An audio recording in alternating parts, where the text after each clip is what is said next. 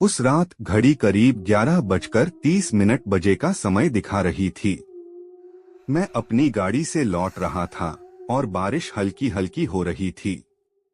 मेरी नौकरी ऐसी थी कि देर रात तक काम करना आम बात थी, लेकिन उस दिन थकान ज्यादा थी और घर पहुंचने की जल्दी थी। मुझे रास्ते में ट्रैफिक के कारण समय बर्बाद नहीं करना था, इसलिए मैंने गूगल मैप्स पर एक शॉर्टकट देखा। यह रास्ता गांव के अंदर से होकर निकलता था और मेरे घर तक सीधा पहुंचता था। मैंने बिना सोचे समझे उस रास्ते पर गाड़ी मोड़ दी। शुरुआत में सब सामान्य था, लेकिन कुछ ही किलोमीटर के बाद गूगल मैप्स ने अचानक काम करना बंद कर दिया। अब मैं केवल सड़क के संकेतों और अपनी छठी इंद्रिय पर निर्भर था। आसपास के खेत और पेड़ों की कतारें धीरे धीरे और डरावनी लगने लगी। सड़क सुनसान थी और बारिश के कारण धुंध भी छा गई थी। मुझे लगा कि यह सिर्फ मेरी थकान और अकेलेपन का असर है, लेकिन मुझे महसूस हुआ कि गाड़ी के अंदर कुछ अजीब सा सन्नाटा था, जैसे मेरी अपनी सांसों की आवाज भी डरावनी हो गई हो। लगभग 20 मिनट बाद मैंने सड़क के किनारे कुछ देखा। वह एक पुराना टूटा फूटा बस स्टॉप था। बस स्टॉप के पास एक औरत बैठी थी जो बारिश में भीग रही थी। उसने सफेद कपड़े पहने हुए थे और उसके बाल बिखरे हुए थे। उस समय मेरे दिमाग में सवाल उठे, इतनी रात में इतनी सुनसान जगह पर कोई क्यों होगा? मैंने गाड़ी धीमी कर दी, लेकिन जैसे ही मैंने उसकी तरफ देखा, वह औरत एकदम से गायब हो गई। मैंने तुरंत ब्रेक लगाया, चारों तरफ देखा, लेकिन वहां कुछ भी नहीं था। मुझे यकीन नहीं हो रहा था कि मैंने सच में उसे देखा था या यह सिर्फ मेरा भ्रम था। लेकिन फिर मेरे गाड़ी के अंदर अजीब सी गंध आने लगी। यह किसी जलते हुए मांस की गंध थी। मैंने विंडो खोलने की कोशिश की, लेकिन वह फंस गई थी। मैंने सोचा कि गाड़ी को जल्दी से आगे बढ़ा लूं, लेकिन जितना मैं आगे बढ़ रहा था, उतना ही रास्ता और अजीब लगने लगा। मुझे लगा जैसे मैं एक ही जगह पर बार बार आ रहा हूं। हर बार मुझे वही टूटा हुआ बस स्टॉप, वही सड़क का मोड़ और वही पेड़ दिख रहे थे। यह एक समय के जाल जैसा महसूस हो रहा था। मैंने रेडियो चालू किया, शायद कुछ संगीत सुनने से डर कम हो, लेकिन रेडियो पर केवल स्टैटिक आवाजें आ रही थीं। और फिर अचानक रेडियो से एक अजनबी महिला की आवाज सुनाई दी जो रो रही थी। मुझे यहाँ से बाहर निकालो, उसने कहा। मेरे रोंगटे खड़े हो गए। मैंने रेडियो बंद कर दिया, लेकिन वह आवाज गाड़ी के अंदर गूंजती रही। जैसे जैसे समय बीत रहा था, मुझे यह एहसास हो रहा था कि कुछ बहुत गलत है। मैंने गाड़ी के शीशे पर ध्यान दिया। बारिश की बूंदों के साथ अब खून के धब्बे दिखाई दे रहे थे।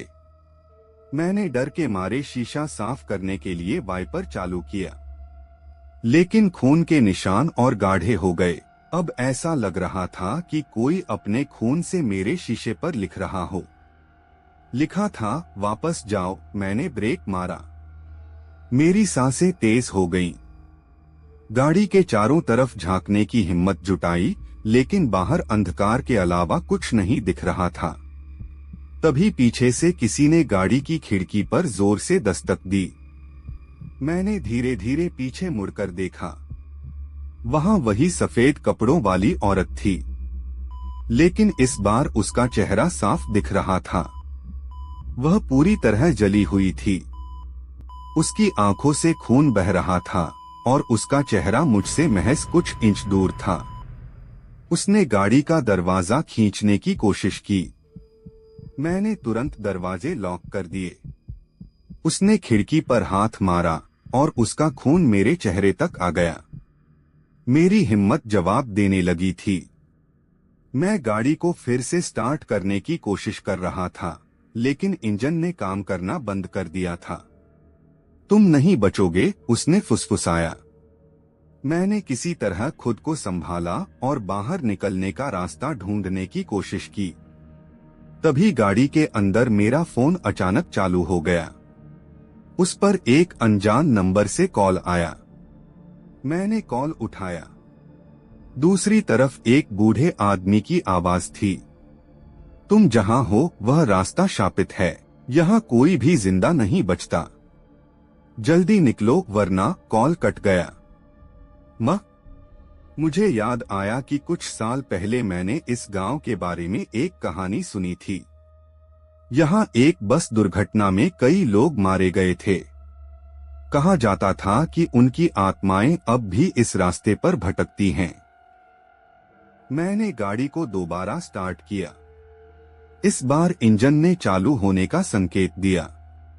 मैंने तुरंत गाड़ी को आगे बढ़ाया, लेकिन तभी सड़क के बीचों बीच एक आदमी खड़ा था।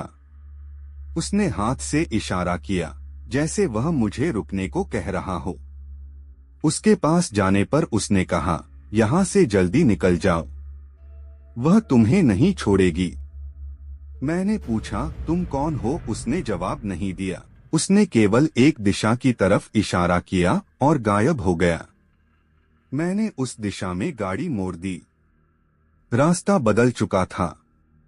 अब सड़क की जगह एक गंदगी भरा कच्चा रास्ता था। गाड़ी हिलने लगी और मुझे लगा कि मैं किसी दलदल में फंस रहा हूं।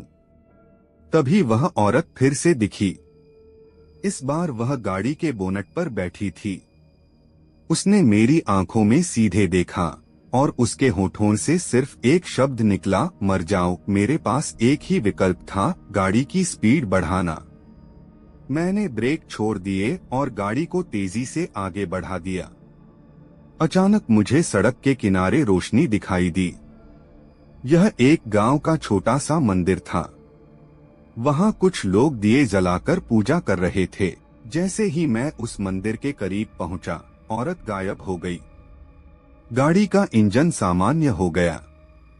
गांव वालों ने मेरी कहानी सुनी और कहा, तुम्हें भगवान ने बचा लिया, लेकिन ध्यान रखना, उस रास्ते पर दोबारा मत जाना। उस रात मैं जिंदा तो बच गया, लेकिन अब भी जब रात होती है मुझे लगता है कि वह औरत मुझे खोज रही है। यह कहानी खत्म तो हो गई, लेकिन इसके पीछे का रहस्य अब भी अनसुलझा है। क्या वह औरत वास्तव में आत्मा थी या मेरे दिमाग का खेल? यह सोचकर ही मेरा दिल तेजी से धड़कने लगता है।